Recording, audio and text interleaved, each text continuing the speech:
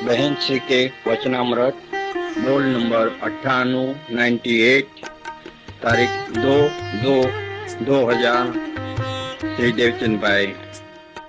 नमो अर्यंताणम नमो सिद्धाणम नमो आयर्याणम नमो उवज्जायाणम नमो लोये सवसावणम नमो समय साराय स्वानुभूत्या चकास्ते चित्त स्वभावाय भावाय सर्वभावांतरचिले मंगलम भगवान वीरो मंगलम गौतमो गणि मंगलम कुंद कुंदार्यो जैन धर्मोस्तु मंगलम सर्व मंगल मांगल्यम सर्व कल्याण कारकम प्रधानम सर्वधर्माणम जैनम जयतु शासनम ओंकार बिंदु संयुक्तम नित्यम ध्यायन्ति योगिनो कामदम मोक्षदम चैव ओंकाराय नमो नमः। जय श्री के वचनामृत 98 दृष्टि અને જ્ઞાન યથાર્થ કર તું તને ભૂલી ગયો છો। જો ઓળખાવનાર ગુરુ મળે તો તને તેની દરકાર નથી।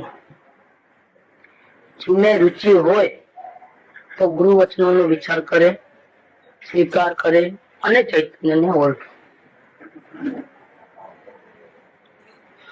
गलती बताया है कि तू तने भूली गयो छो। दृष्टि और ज्ञान यथार्थ। अब क्या करना कि दृष्टि और ज्ञान यथार्थ करना है। ईश्वरवाणी जी को पूछा था कि पक्का निर्णय करना कि यथार्थ निर्णय करना। तो बोले यथार्थ निर्णय पक्का होता है, पक्का निर्णय यथार्थ तो जरूरी नहीं है। जैसा है वैसा सत्य, सच्चा निर्णय पक्का ही होता है, एकदम बढ़िया है। जिसको सत्य हाथ में आ गया है वो असत्य के सामने झुकता नहीं। हो सकता है सत्य का मेजोरिटी ज्यादा हो, वो अकेला पड़ जाए, तो भी सच्चाई उसके सामने है, वो झुकेगा नहीं। तो यथार्थ निर्णय माने सच्चा निर्णय, और ये सच्चे निर्णय में मतलब यथार्थ निर्णय में और पक्के निर्णय में फर्क है। जब सवाल जी को पूछा कि निर्णय पक्का करना चाहिए ना, नहीं, पक्का निर्णय करने की नहीं, यथार्थ निर्णय। क्योंकि झूठ को भी अगर 100 बार रट लोगे तो वो भी पक्का हो जाएगा, इसलिए वो नहीं चल रहे। पक्का निर्णय ऐसा नहीं चले, यथार्थ निर्णय करना है, और यथार्थ निर्णय में अनुभव होता है। सुनी सुनाई बातों पे विश्वास, देखी बातों पे भी विश्वास नहीं, अनुभव की हुई बात पे विश्वास। देखने से भी ज्यादा अनुभव की इम्पोर्टेंस। अभी देखने में भी गलती हो जाए, क्या खाना खुली बातों में तो फर्क आता ही है, क्योंकि जो बनता है उसमें बोलने वाला 2 शब्द कम 2 शब्द ज्यादा बोलता ही है, एग्जैक्ट तो वर्णन हो ही नहीं सकता है, फर्क है कभी। लेकिन देखी हुई बात में भी कभी हम उसमें ज्ञान सही हो सकता है, लेकिन श्रद्धा उल्टी हो सकती है। ज्ञान हो और श्रद्धा उल्टी रहे ऐसा भी हो सकता है, इसलिए दोनों साथ में लिया। दृष्टि और ज्ञान यथार्थ कर। जानकारी में तो आया है संसार में कहीं सुख मिला नहीं है, जानकारी में आया है, पर हम अनुभव भी कर रहे हैं दुखों का, परेशानियों का। फिर भी अभी भी हमारा वो निर्णय नहीं बदलता है। कौन सा? कि सुख बाहर से आने वाला है, कुछ करेंगे तो मिलेंगे, ये निर्णय नहीं बदलता है। इसका मतलब क्या कि अनुभव में तो दुख का अनुभव हो रहा है, ज्ञान हो रहा है, कोई जगत में अपना नहीं है ये मालूम हो गया है, 1000 बार अनुभव हो गया है। कोई अपनी इच्छा से नहीं चलता है, वो भी 1000 बार अनुभव हो गया है। अपनी चलाई नहीं चलती है, वो भी 1000 बार अनुभव हो गया है। ज्ञान ठीक है, कमी कहाँ रह गई है? दृष्टि में कमी है। मान्यता ठीक नहीं है, मान्यता बदलना है साथ में।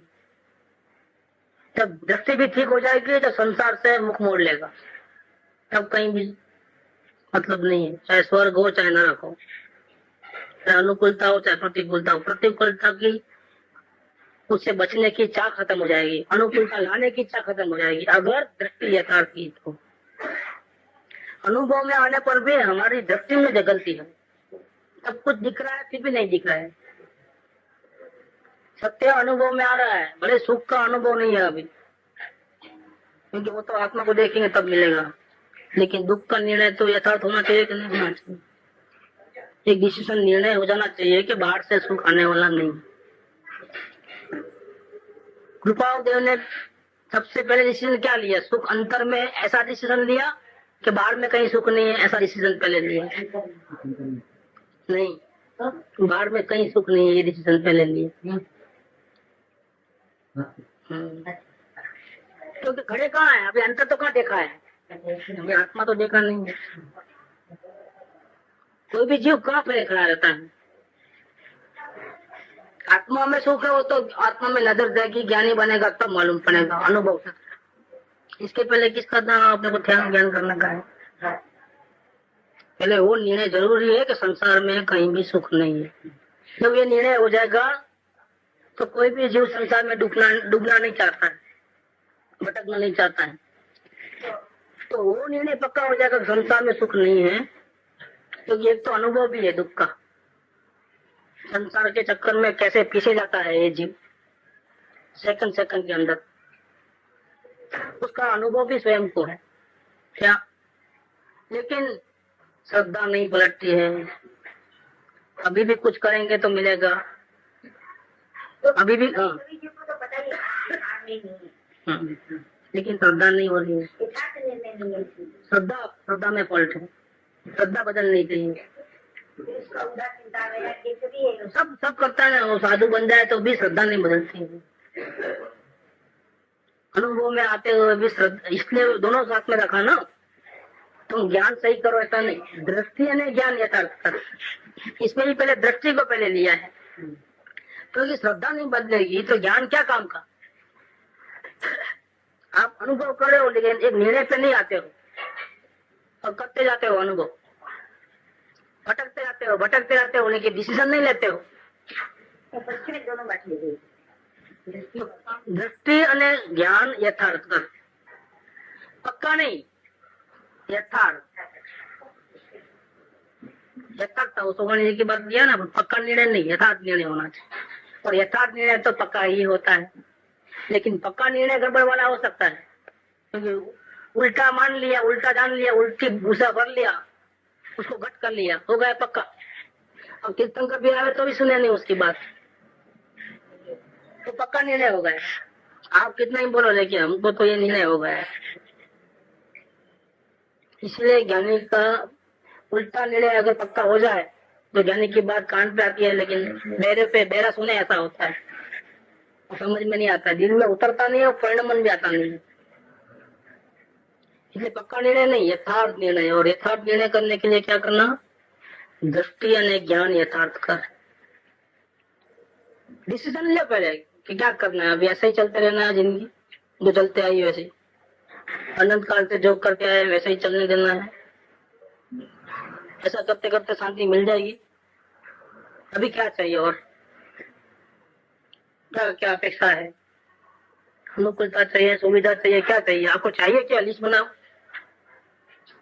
पा सकते हो जो चाहिए वो पा सकते हो इस जिंदगी के अंदर, और मिल जाए तो सुखी हो जाओगे। अनुभव क्या बोलता है? अपना जो बीती हुई पलों का जो अनुभव है वो क्या बोलता है? बीती हुई जिंदगी का सरवाला क्या है, टोटल क्या है, निराशा है क्या आशा है? तो संसार के प्रति निराशा है अगर तो डिसीजन ले लो ना। आपको ज्ञान तो है, अनुभव तो है, ज्ञान तो है कि हाथ में कुछ आने वाला नहीं है। जग में जिसको निज कहता मैं, वो छोड़ मुझे चल देता है। मैं आकुल व्याकुल हो लेता, व्याकुल का फल व्याकुलता है। ये डिसीजन, ये अनुभव है हमारे को। डिसीजन ले लो कि मुझे जगत की कोई पदार्थ की चाहे कितना भी सोने का क्यों ना हो, क्या इच्छा के अनुकूल चले तो भी मुझे नहीं चाहिए। इच्छा के प्रतिकूल चाहिए तो चले ही नहीं। लेकिन मानो कि हमने जो इच्छा की इसके अनुरूप वो चलता है पदार्थ जगत के, तो भी मुझे धोखे में नहीं रहना है, फंसना नहीं है, आंख खुली रखना है। ये मेरा पुण्य का उदय है, भूतकाल के कर्मों का फल है, इसीलिए आज मेरी चलती है क्या, और इसीलिए मेरी इच्छा के अनुकूल हो रहा है। लेकिन जैसा पुण्य का उदय खत्म हुआ, ऐसे वहां से गिरोगे नीचे सीधा। मुझे धोखे में नहीं रहना है, मुझे दूसरे के आधार से नहीं रहना है। ये अनंत काल धोखा खाया है और ठगा गया हूं मैं अनंत काल से। अब मुझे नहीं ठगना है, अलर्टनेस हो जाना चाहिए और डिसीजन ले लेना चाहिए कि मुझे अब कहीं भी पर में सुख दिखाई देता नहीं है। जहाँ आधार बुद्धि दूसरों की है, जहाँ दूसरों की जरूरत पड़ती है, जहाँ हम अपने पैर पे खड़े नहीं रह सकते हैं, सुख कहाँ से मिलेगा? दूसरे के आधार पे कब तक रहोगे? हमको नहीं रहना है। अब हमको अभी ऐसा रास्ता ढूंढना है जहाँ हमें किसी की जरूरत न पड़े, हम अपने आप सुखी रह सके, ऐसा रास्ता हमको ढूंढना है। ये डिसीजन हो जाना चाहिए। अनुभव तो जितने भी आज तक के जो जिंदगी के अनुभव है, वो सच्चा निर्णय लेने में सहायक है, क्योंकि अनुभव झूठा नहीं होता है। लेकिन ये डिसीजन लेने में लेट करता है। नहीं, थोड़ा और, थोड़ा और, थोड़ा और, थोड़ा और, अभी जरा लास्ट चांस ले लेता हूँ। फिर लास्ट चांस लेने जाता है तो चांस के ऊपर चांस के ऊपर ऐसा ही फिसलते जा रहा है जी, और डिसीजन नहीं ले पाता है। सबसे पहले डिसीजन वो लो कि संसार में मुझे अब कहीं भी सुख मिलने वाला ही नहीं है। मानव भावना का स्टार्टिंग यहाँ से है। दो वन में जी भर घूम चुका, कण कण को जी भर भर देखा, मृग सम मृग तृष्णा के पीछे मुझको न मिली सुख की रेखा। झूठे जग के सपने सारे, झूठी तन की सब आशा है मन की, तन जीवन यौवन अस्थिर है, क्षण भंगुर पल में मुरझाए। मेल बनाता है सपनों का, उसको प्रयत्न करके ठीक करने का, हकीकत में बदलने का प्रयत्न करता है दिन रात। अच्छा के अनुसार हो भी जाता है तो फिर और ये फंसाने का पाप नहीं फंसाता है, पुण्य फंसाता है। अगर समझो पुण्य होता ही नहीं, समझो, मान लीजिए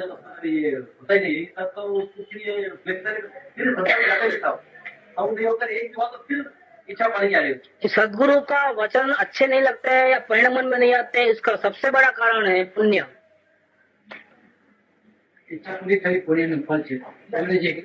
आप सुख में लेके आते हो हमारे को, लेकिन हमको यहाँ मिल रहा है ना भैया, अभी क्या है? क्योंकि वो लेने जाएंगे, आप जो बताते वो लेने जाएंगे तो इसको भी छोड़ देना पड़ेगा। तो ये तो प्रकट मिल रहा है, इसको कैसे छोड़ सकते हैं? अनुकूलता चाहिए, नहीं चाहिए, अनुकूलता नहीं चाहिए। प्रतिकूलता में जीव का पुरुषार्थ बढ़ता है, अगर सही डायरेक्शन मिले तो। अगर सही डायरेक्शन नहीं मिले, सदगुरु के वचन नहीं मिले, विचार के वचन नहीं मिले, तो प्रतिकूलता वाला और रोने में जिंदगी जाएगी। स्वर्ग का देव एकेंद्रीय क्यों बना? स्वर्ग में तो बहुत सुख था, सुगड़ सगड़ सब थी। कभी भी जा सकता भगवान की वाणी सुनने के लिए, पूजा करने, भक्ति करने, आत्मा की चर्चा सुनने, मुनियात के पास कभी भी जा सकता है। फिर वो जीव इतने संपत्ति में रहने पर भी जीव एकेंद्रीय में क्यों चले गया वापिस? क्या वजह है कि आखिरी 6 महीने में रोने में बिताया, तो क्या हुआ? प्रतिकूलता आई नहीं थी, अभी 6 महीने के बाद आने वाली है। अभी तो स्वर्ग में है, लेकिन देख लिया कि 6 महीने के बाद मैं वहां जाने वाला हूँ, मेरी ये हालत होने वाली है, और आंख में से आंसू निकलते हैं। उसकी जो मानसिक व्याधि इतनी है, अगर अपने को मालूम हो जाए कि ऐसा होने वाला है, बुरा ऐसा आगे से मालूम हो जाए तो अरे कोई अपने को कह देवे कि ये महीना संभालना, 15 दिन बाहर नहीं निकलना, एक्सीडेंट हो सकता है, बहुत बड़ी घात है। ये निकल गया तो 50 साल और जियोगे, लेकिन ये खतरा है। देखो 15 दिन तक क्या होता है। वो स्पीड 44 की होगी ना, वो 10 पे चलाएगा वो, अगर धना पड़ा कहीं तो देख लेना आप, संभालना है, हो सके तो बाहर नहीं निकलेगा। इतना असर पड़ता है। और जिसको ये मालूम पड़ जाए कि अभी तो मैं स्वर्ग का देव हूँ, लेकिन नेक्स्ट 6 महीने के बाद मेरा ये हाल होने वाला है, मैं कुत्ता बनने वाला हूँ या मैं एक केंद्र में जाने वाला हूँ, फिर हालत क्या हो। नहीं, सभी को नहीं मालूम। वितराग मार्ग का मालूम पड़ना तो जिसका मोक्ष नजीक है उसको ही मालूम पड़ता है। वितराग मार्ग जो इतना सस्ता थोड़ा है कि सबको असर हो जाए। ये अपने को समझ में आया तो समझना बहुत बड़े भाग्यशाली है। बाकी समझ में कहाँ आता, समोसन से जीव वापिस आता है। हाँ, धर्म यहाँ ही झगड़े हैं, वहाँ नहीं। नहीं, वो मिथ्या दृष्टि जीव क्या करते हैं, वो तो करते ही नहीं। मिथ्या दृष्टि जीव को तो भोग विलास से फुर्सत नहीं है, सुखों को भोगने में ही उनसे टाइम कहाँ मिलता है, टाइम नहीं मिलता। नहीं है अरब लोगों को, जो वहाँ के राजा महाराजा हैं, क्या चलता है, महीनों से बाहर नहीं निकलते, कमाई ऊपर से ऐसा आ रहा है तेल की कमाई, तो क्यों बाहर निकलेंगे भैया। नेताओं को कहाँ फुर्सत है अपने से बात करने की, या अपने इलाके में जाने की कहाँ फुर्सत है उनको, कि जहाँ से वो इलेक्ट होकर आए हैं वहाँ क्या डेवलपमेंट हो रहा है देखने की कहाँ फुर्सत है। तो उनका क्या बोलते वो, शिलान्यास करो, ओपनिंग सेरेमनी में जाओ, इधर पार्टी उधर पार्टी, बर्थडे मनाओ, शरीर में कुछ छींक भी आए तो हॉस्पिटल में दाखिल हो जाओ। क्या एक छींक भी आई तो सीधा जाओ, सीधा इंटेंसिव केयर यूनिट में, बीमार है नेताजी। कुछ भी हुआ अमेरिका जाओ ऑपरेशन कराने, दवा लेने, बताने डॉक्टर को, फुर्सत है उन लोगों को देश की सेवा करने की। और फालतू टाइम है तो वो नेता गड़बड़ कर रहा है, वो नेता गड़बड़ कर रहा है, यहाँ ठीक नहीं हो रहा है, वो ठीक नहीं कर रहा है, ये ठीक नहीं कर रहा है, खुद क्या कर रहा है नहीं मालूम। फुर्सत के टाइम में वो दूसरे की टांग खींचने की करेगा और कुछ नहीं करेगा, स्टेटमेंट दे देगा प्रेस कॉन्फ्रेंस बुलाकर, यहाँ गड़बड़ हो रहा है, हम हड़ताल करेंगे, हम ऐसा कर देंगे, हम ऐसा कर देंगे, हमारी मांग स्वीकार करो। धंधा क्या बना के रखे हैं, आराम से नाश्ता करके खा पी करके नीचे उतर के ये धंधा करने का, दूसरों की टांग खींचने का नहीं। भोग विलास में जीवों को पता ही नहीं चलता है, आत्मा किधर, सदगुरु किधर, वितराग किधर, कोई पता ही नहीं। ये स्वर्ग के देवों को मालूम पड़ता है 6 महीने के बाद हमारी ये हालत होने वाली है। आंखों से रोता है, संभल नहीं पाता है। क्यों कि आराधना वितराग के वचनों की होती तो शांति मिलती, लेकिन वो तो किया नहीं। इसीलिए प्रतिकूलता सहायकारी है, एकांत वचन नहीं है, अनेकांत वचन है। प्रतिकूलता में अगर हमको सही बोध मिल जाए, सदगुरु मिल जाए, वितराग की वाणी मिल जाए और हृदय में उतरे तो पुण्य से भी ज्यादा काम वाली है। कौन सी प्रतिकूलता।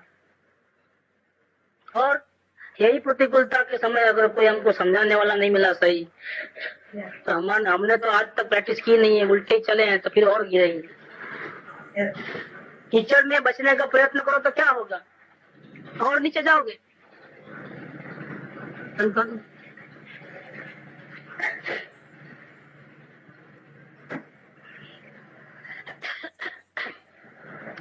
और पुण्य में तो जीव फंस जाता है। सदगुरु आपको सुख के धाम में ले जाना चाहते हैं, आपको सुखी रखना चाहते हैं सदगुरु, लेकिन आपको ये थोड़ा थोड़ा पुण्य के वजह से सुख मिलते रहता है ना, तो बोलता है थोड़ा और भोग के आता हूँ थोड़ा, ये तो ये भी जाएगा, ये भी चाहिए, वो भी चाहिए, अभी आ रहा हूँ। तो सभी हर एक शास्त्र में है, श्वेतांबर में, दिगंबर में, तानापासन सभी में, जैन शास्त्र में फेमस है वो, और इसमें भी है। बेंसिंग बताओ तो पूरा डिटेल है इसके अंदर, आगे ये बुलाएगा क्या कि अभी आता हूँ, ये फंसाता कौन है, सदगुरु की वाणी और उनकी आज्ञा के ऊपर पैर रखता है, सुनता बराबर नहीं है। इसका कारण क्या है? पुण्य का उदय, कुछ अच्छा हो जाता है हमारी इच्छा के अनुरूप, और यहाँ फंस जाता है। अगर पुण्य नहीं होता तो जगत के दुखी लोगों को वैल्यू होती वितराग मार्ग की। क्या? क्योंकि चारों ओर धंधे गिर रहे हैं, उस वक्त अगर कोई कहे भैया तुम्हारा आत्मा ही शरण है, देखो ये तरीका है, तुम देखो और अपने आत्म सुखी हो जाओ, मान लेगा फौरन। लेकिन धंधे भी खिल रहे हैं, ऑफिस मिठाई भी मिल रही है, इच्छा के अनुकूल नहीं भी हो रहा है और अनुकूल भी हो रहा है, इसमें वो दुविधा में यथार्थ निर्णय नहीं कर पाता। प्रॉब्लम ये है। यहाँ ये बात किया कि दृष्टि और ज्ञान यथार्थ कर, तुझे अनुभव तो हो रहा है दुखों का, संसार में कैसे दुख होते हैं तुझे अनुभव हो रहा है, लेकिन तुम श्रद्धा सही नहीं कर रहे हो। माता जी की आज्ञा, दृष्टि और ज्ञान यथार्थ कर। ज्ञान यथार्थ है लेकिन मान्यता बदलता नहीं है, अभिप्राय चेंज नहीं करता है, अभिप्राय वही का वही रखता है। कौन सा? कुछ करना चाहिए, कुछ करे तो मिलेगा, कुछ करेंगे तो अभी भी कुछ हाथ पर मारेंगे, वो गलती हुई ना इसलिए सही नहीं हुआ, अभी हम गलती नहीं करेंगे, अभी थोड़ा चेंज करके करेंगे प्रयत्न। लेकिन वो मान्यता नहीं बदलता है कि कुछ करे बिना ही मिलेगा, क्योंकि वैसी प्रैक्टिस नहीं है, ऐसे बताने वाले भी कोई नहीं है।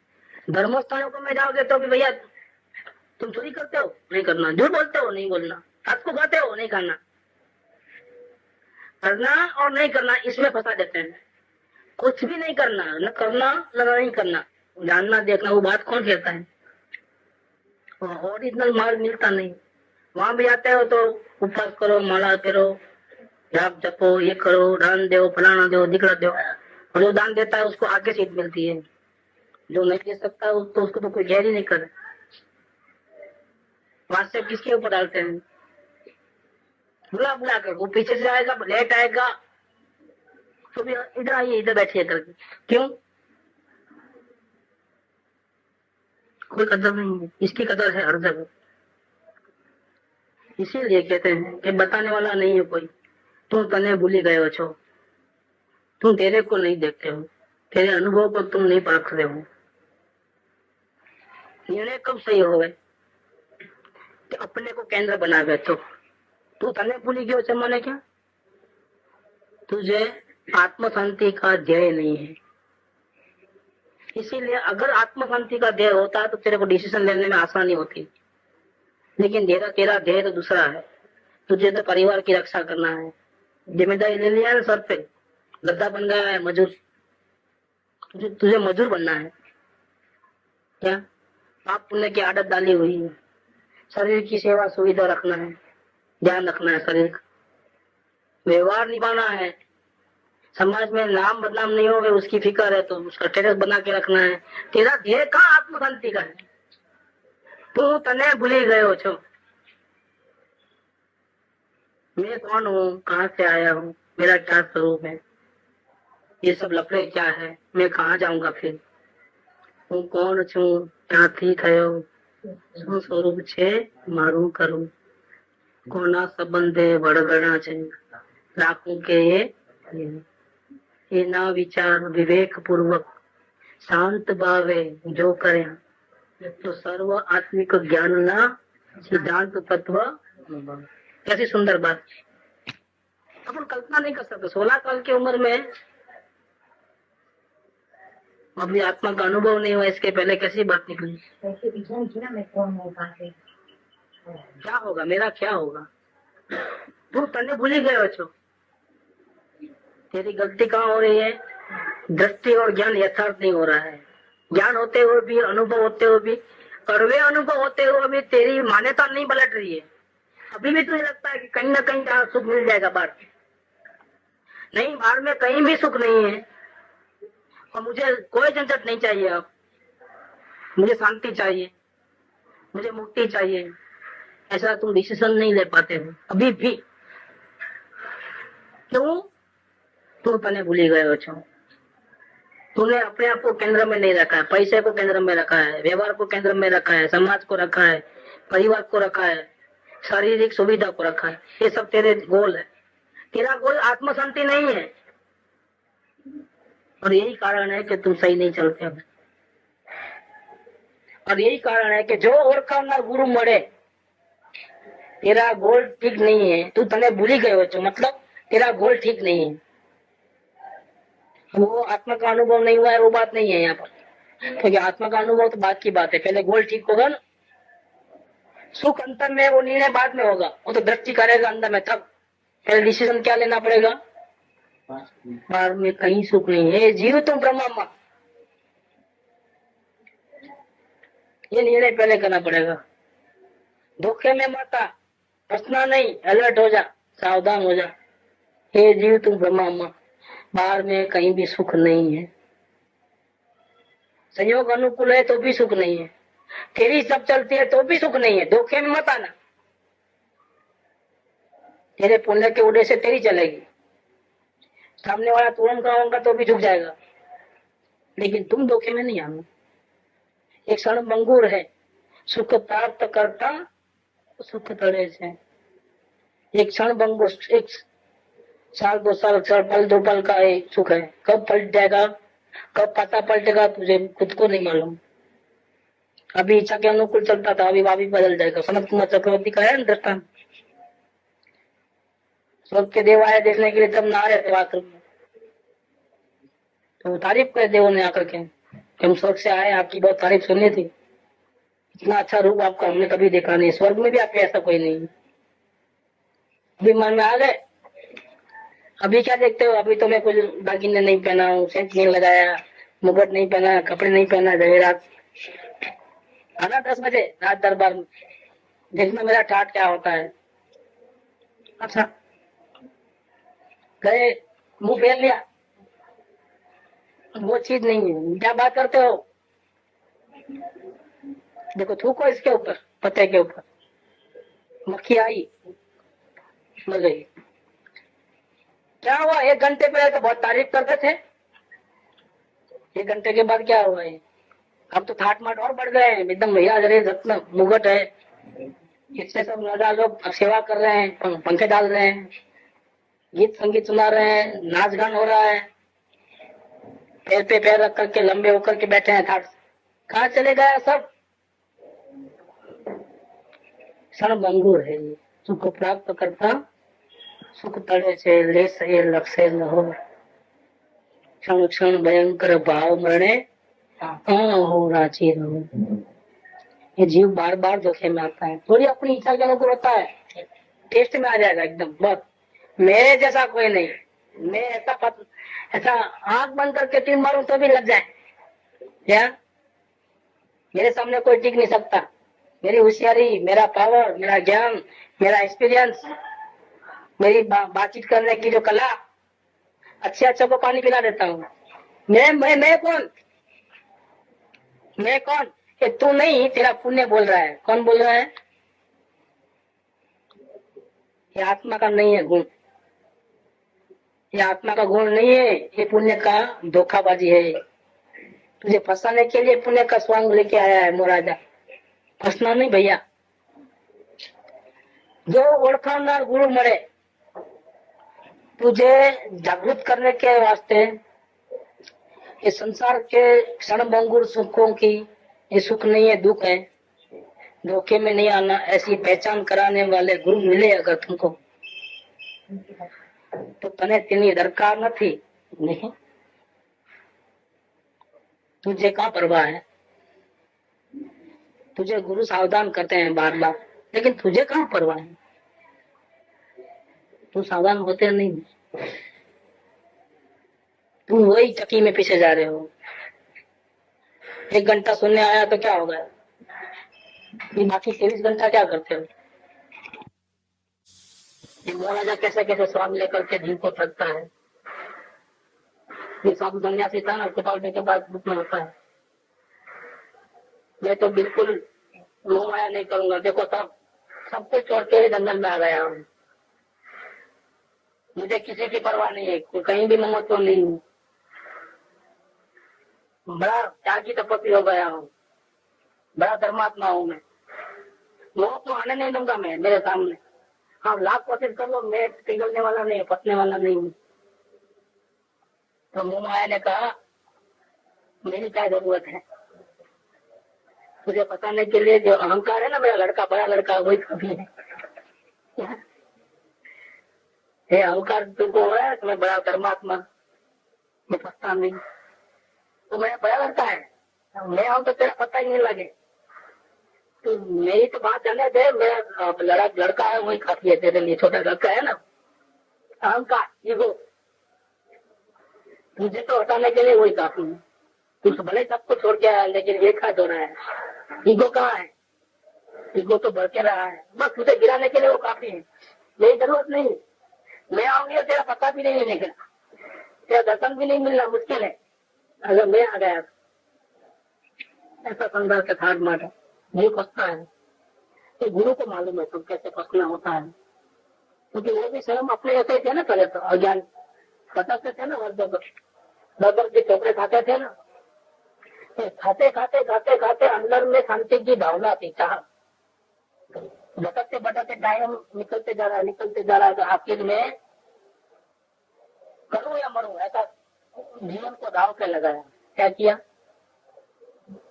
ये आत्मा का अनुभव कब हुआ? जीवन को दाव पे लगाया। क्या होगा? मेरी ये जिंदगी वेस्ट हो जाएगी ना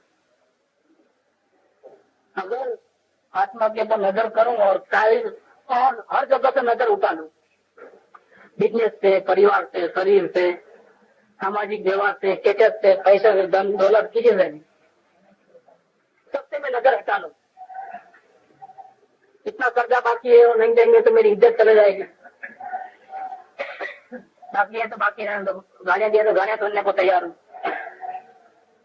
अब मुझे इज्जत की परवाह नहीं है, मुझे आत्मा चाहिए। क्या नहीं तो जीव क्या हो रहा, कर्जा चुकाने के लिए मेहनत कर तो सकते, क्यों?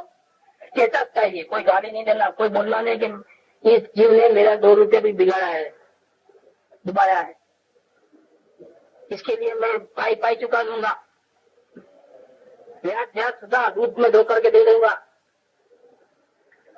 लेकिन भैया तू पैकेज कमा लेगा, तेरा पुण्य साथ देगा तो, लेकिन आत्मा कौन देगा तुझे? आत्मा को गवा बैठेगा उसका क्या? तब जीवन को दाव पे लगाया। क्या? प्रेस्टीज, सामाजिक स्टेटस, परिवार की चिंता, शारीरिक चिंता, कल क्या होगा, जीवन को दाव पे लगाया। जो होगा देखा जाएगा, मुझे आत्मा चाहिए, मुझे आत्म शांति चाहिए, एक जीवन दाव पे लगा देना है। गुरुदेव ने कहा ना कि एक भावना थोड़ा सुख ने माटे, अनंत भावनो अनंतो दुख नहीं વધારવાનો प्रयत्न सत्पुरुषों करे। सत्पुरुष क्या करते हैं? थोड़े से सुख के लिए संसार के, वो भी कितना लेने वाला है? एक भाव तक रहेगा। वो सुख के पीछे है महापुरुष नहीं भागते, ऐसे सुख के पीछे भाग करके अनंत काल तक दुख भोगे, ऐसा काम सत्पुरुष नहीं करते। सोचता है एक भाव दुख उठा लेंगे, लेकिन अनंत भाव सुधार दूंगा मैं, बाद में मैं भटकूंगा नहीं किधर, ऐसा काम करूंगा, चाहे जितना दुख आवे तो आनंद, मैं ऐसा काम करूंगा इस भाव के अंदर तो अनंत भाव का कांटा निकल जाएगा। हे जीव तू देने માટે अनंत भाव बिगाड़ा, હવે તું એક ભાવ તારા આત્માને માટે આવ तो अनंत भाव में काटू छोड़ी दे। ऐसे सही पहचान करने वाले सदगुरु मिले अगर आपको, क्योंकि अपने को तो अक्ल नहीं है, लेकिन अक्लवान जो है, जो एक्सपीरियंस आदमी है, जिसको संसार का और आत्मा का दोनों का सही अनुभव है। संसारी जीवों को एक ही तरह का अनुभव है, कौन सा? सांसारिक सुख और दुख का। आत्मिक सुख का तो पता ही नहीं है, लेकिन सदगुरु को संसार का सुख, संसार का दुख और आत्मा का अतीन्द्रिय आनंद सबका पता है। सदगुरु की नजर में स्वर्ग का सुख भी जीरो है, बेकार है, जहर जैसे है,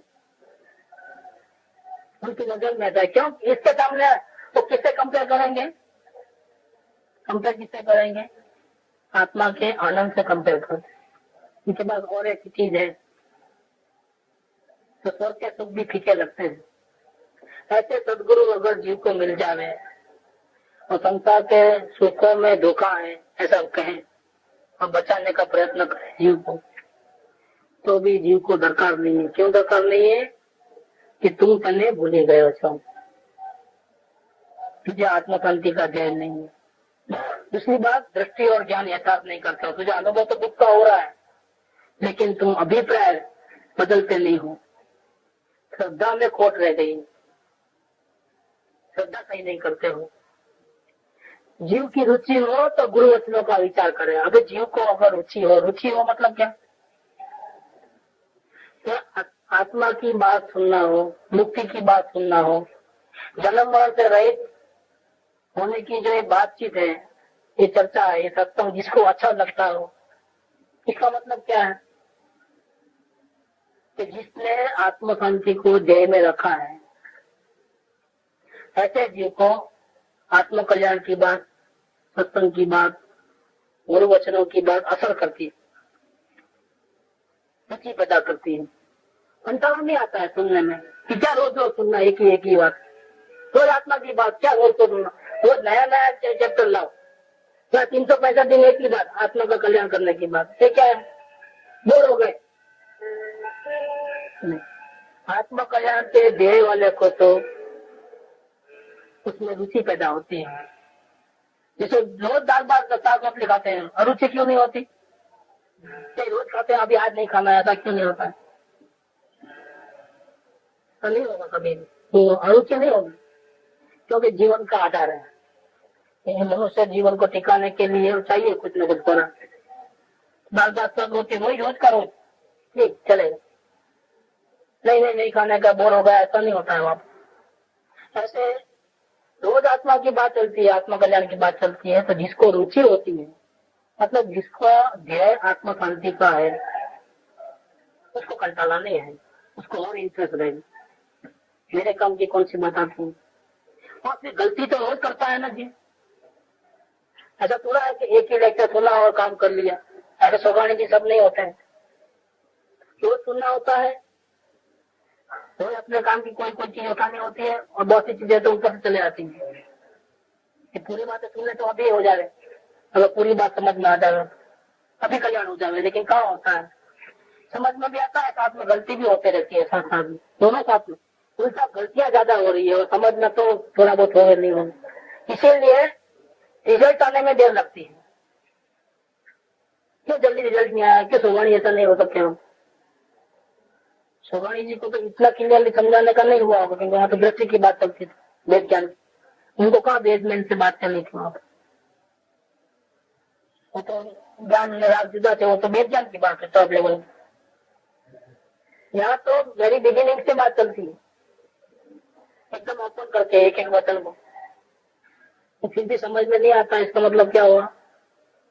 समझ में थोड़ा आता है और गलतियां फिर भी ज्यादा होती रहती है। गलतियां इतनी होती है कि समझ में जो आता है थोड़ा बहुत वो भी दब जाता है गलतियों के बीच में। जीव को रुचि अगर हो गया तो गुरु वचन का विचार करे। देखो यह विचार लिया है, क्योंकि अभी निरीक्षण कैसे होगा? कर विचार तो काम। निरीक्षण होने के पहले विचार अवश्य होते हैं, लेकिन विचार किसको कहते हैं? जिसमें आत्मा शांति ध्येय रूप है। आत्म शांति का ध्येय नहीं है और मन जो भी सोचता है उसको विचार नहीं कहते, उसको राग द्वेष के भाव विकल्प कहते हैं। और आत्म शांति का ध्येय हो गए और मन जो कार्य करता है, जो कुछ थिंकिंग मनन चिंतन चलता है, उसका नाम है विचार। तो अनुभूति के पहले ऐसा विचार अवश्य होता है, इसलिए सूत्र दिया हर विचार तो हाँ। जीव ने रुचि हो तो गुरु वचनों में विचार करे, પછી स्वीकार करे कि हाँ जो गुरु कहते हैं हिम्मत है। गुरु जो कहते हैं बिल्कुल यथार्थ कहते हैं, मेरे अनुभव से वो बात मैच हो रही है। ये कोई ऐसी बात नहीं कहता है कि जो मेरे अनुभव में नहीं आती हो, ऐसी कोई बात नहीं कहता है। जो उन्होंने कहते हैं वो परम सत्य है कि मुझे भी ऐसा ही अनुभव हो रहा है। जैसे कोई डॉक्टर होता है पुराने जमाने के वेद क्या होते हैं, वो डोगी आवे तो पकड़े इधर, पकड़ के पता चल जाए तुझे ऐसा होता है, ऐसा होता है, ऐसा होता है, ऐसा होता है, ऐसा होता है। हाँ हाँ हाँ हाँ, उनको कैसे मालूम आदिम साथ में ऐसा नहीं, आदिम तो गर्दी के साथ में ऐसा नहीं है, फिर उनको कैसे मालूम पड़ रहा है वैद्य को? यहाँ से मालूम पड़ता है शरीर की नाड़ी को, तो सब सिम्टम मिलते हैं। हाँ मुझे ऐसा होता है, हाँ मुझे ऐसा होता है, मुझे ऐसा होता है। तो वो डॉक्टर दवा देगा तो लेगा कि नहीं लेगा दर्द? क्यों लेगा मालूम है? क्योंकि डॉक्टर ने उसको सही ढंग से पहचान लिया रोग को। पकड़ते ही अंदर की जो बातें हैं जो उसको अनुभव में होती थी वो डॉक्टर ने पहचान लिया है। ये डॉक्टर अनुभवी है, उसका मेरा रोग बराबर समझ में आ गया है। अब जो दवा देगा इससे जरूर मेरे को ठीक हो जाएगा। तो अभी तो आत्मा को कैसे देखना वो बात कहाँ बताई, अभी तो सिर्फ उसके अनुभव को बदला है, दुखमयी अनुभव है वो। तो बोलते ही सामने वाले को सुनते ही विश्वास आ जाता है, जैसा वो कहते हैं ऐसा ही है, मुझे बराबर ऐसा ही हो रहा है, ऐसा ही मैं धोखे में आ जा रहा हूँ, ऐसा ही मैं दुखी होता हूँ। मुझे क्रोध आने के पीछे जो उन्होंने कारण बताया है कि तुझे ऐसा होता होगा, हाँ बिल्कुल मुझे ऐसा ही होता है। अंदर के रोग, क्रोध को तो कोई भी दे सकता है, क्रोध क्यों आया उसका जो अंदर में जो कारण पड़ा है तो कारण तो उन्होंने बताया। अगर किसी को जाके बोलोगे मुझे गुस्सा बहुत आता है, पिता बोलेगा नरक में जाओगे भैया गुस्सा मत करना, गुस्सा आए तो नमक का मंत्र बोल देना। क्या बोले? गुस्सा आए तो क्या करना? नमक का मंत्र बोलना। और फिर नमक का मंत्र बोलता है वो तो बहुत याद रखना पड़ता है। पहली बात गुस्सा होने के बाद आता है, महात्मा जी ने कहा था कि नमक का मंत्र पढ़ना, नमक का मंत्र पड़ता है तो भी गुस्सा को कंट्रोल नहीं कर पाता है क्या? और नहीं करना नहीं करना नहीं करना, और ये नमक का मंत्र बोलना बोलना बोलना वो अंदर में चलते रहता है। तब जाकर के थोड़ा थोड़ा कंट्रोल, थोड़ा थोड़ा होगी। इतना बोझा उठाने के बाद या तो गुस्सा आता है तो गुस्सा हटाना ही नहीं है क्या? तो कोई क्रिया नहीं बताया गुस्से को रोकने के लिए, ये बताया कि गुस्सा जब आता है तो कोई गुस्से को रोकना नहीं है और पश्चाताप भी नहीं करना, और दोबारा नहीं करूंगा ऐसा निर्णय भी नहीं, सिर्फ गुस्से को देखना। क्या बोले? ये तो तरीका बताया, इसके पहले और एक कारण बताया। तो तुझे जो गुस्सा आता है तो इसलिए आता है कि तुमने कुछ अपेक्षा रखी होगी सामने वाले से और वो तेरी इच्छा के अनुकूल नहीं चलता है तो तुझे गुस्सा आता है। कहा ऐसा ही होता है, देखो रूट कॉज निकाल दिया, अब मैं क्या करूं? रूट कॉज बताया ना उसने, सीधा ही हिसाब नहीं बताया। मुझे गुस्सा आता है मैं क्या करूं, तो जाप जपना, ये करना, उपवास करना, वो नहीं बताया। पहले उसका कारण बताया तो गुस्सा क्यों आता है, तो इच्छाओं के कारण गुस्सा आता है, इच्छाएं पूरी नहीं होती है तो गुस्सा आता है। फिर वचन निकलते हैं जैसे आ गए, कोई कंट्रोल नहीं रहता है, अंदर में बहुत पीड़ा होती है, आग आग आग हो जाती है। ये सब बता दी। रोग पर बजाने के बाद सामने वाला को हिसाब आता, अब मैं क्या करूं? तो ऐसी दवा दिया कि तो कोई किसी ने दिया नहीं, ऐसी दवा दे दिया। कभी सुनी नहीं ऐसी दवा?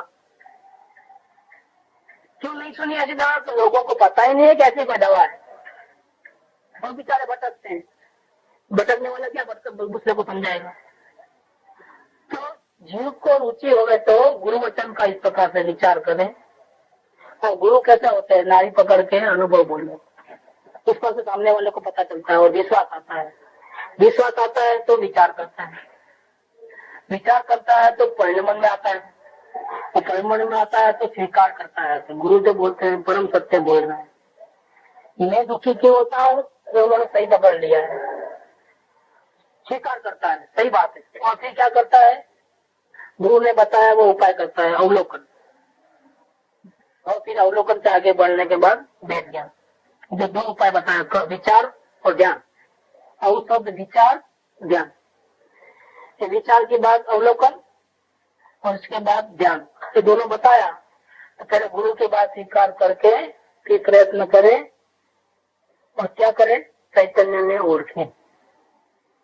जो जीव ने रुचि हो तो गुरु वचनों नो विचार करे, फिर स्वीकार करे, करे उनकी बात, उनकी दवा बताई हुई ले और चैतन्य को पहचाने, अपने आत्मा को पहचाने, तो ये सुखी हो जाए। नहीं, अगर ऐसा नहीं करेगा तो फिर चक्कर चालू है। तो ये बात बताया है कि दृष्टि और ज्ञान यथार्थ का, तू तने भूली गयो छो, तू तने भूली गयो तो इसका मीनिंग बहुत गहरा है। क्या ध्येय को लेना, आत्मा शांति का गोल नहीं है ऐसा लेना है, अपने को केंद्र बिंदु में नहीं रखा है। इसीलिए जो ओळखावनार गुरु મળે तो તને તેની દરકાર નથી। જીવને रुचि હોય तो गुरु वचनों विचार करे, स्वीकार करे અને ચૈતન્યને ઓળખે। यहाँ एक पूरा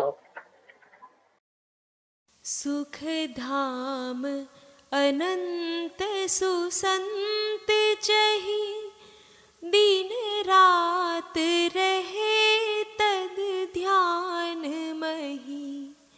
प्रशांति अनंत सुधामय जे, प्रणमो पद तेवर तेजयते।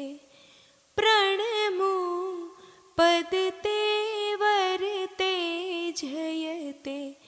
प्रणमो पद तेवर तेजयते।